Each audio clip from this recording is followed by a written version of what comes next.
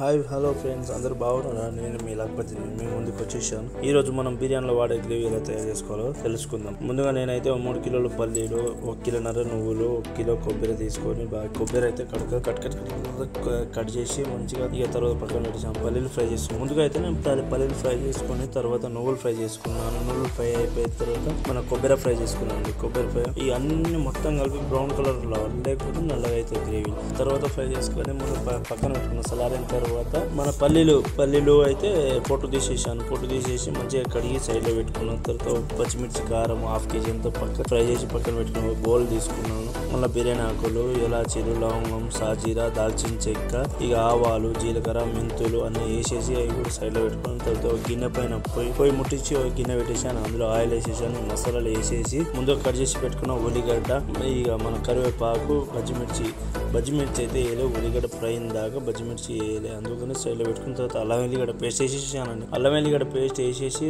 ఇక బాగా ఫ్రై అయిన దాకా కలిపేసి తర్వాత ఒక గిన్నెలో అయితే నేను బెల్లము, పసుపు, కారము, ధనియాల పౌడర్, ఇక 8 to 8 సాస్ బయట మార్కెట్లో దొరుకుతుంది. మళ్ళీ చిల్లీ సాస్ అది కూడా మార్కెట్లో, మన టమాటో సాస్ అందరికీ తెలిసింది. అది ఒక గిన్నెలో వేసుకున్నాను. గిన్నెలో వేసుకున్న తర్వాత ఆ గిన్నెలో అయితే మన ఇక ఫ్రై అవుతున్న ఉల్లిగడ్డలో అయితే బజ్జిమిర్చి వేసుకున్నా. అందులో చిల్లీ పేస్ట్ వేసుకున్నాను. చిల్లీ పేస్ట్ వేసుకొని ఇక ముందుగా కలిపి పెట్టుకున్న మసాలాలు వేసేసానండి. మసాలాలు వేసేసి తర్వాత చింతపండు రసం అంటే చింతపండు నీళ్ళు వేసేసి 1 kg అంతా నానబెట్టుకొని తీసేసి చింతపండు నీళ్ళు వేసేసి తర్వాత ముందుగానే ఉప్పు వేసేసి మొత్తం కలిపేసి తర్వాత మసాలా పట్టుకున్నానండి. మసాలా అంటే ముందుగానే పట్టేసుకున్నాను. మొత్తం మెత్తగా అయ్యేంత వరకు మసాలా పట్టేసుకొని సైడ్లో పెట్టుకొని అవి చేసినాను. తర్వాత బాగా మరిగించిన తర్వాత చింతపండు నీళ్ళతో మసాలా మరిగించిన తర్వాత గ్రేవీ వేసాను. ఇక గ్రేవీ వేసేసి మనం పసుపు కలర్ వచ్చేంత కూడా మన ఆయిల్ వచ్చేంత వరకు వేగించి ఇక గ్రేవీ రెడీ అయిపోతుంది. ఇక మనం కింద బంద్ చేసేయాలి.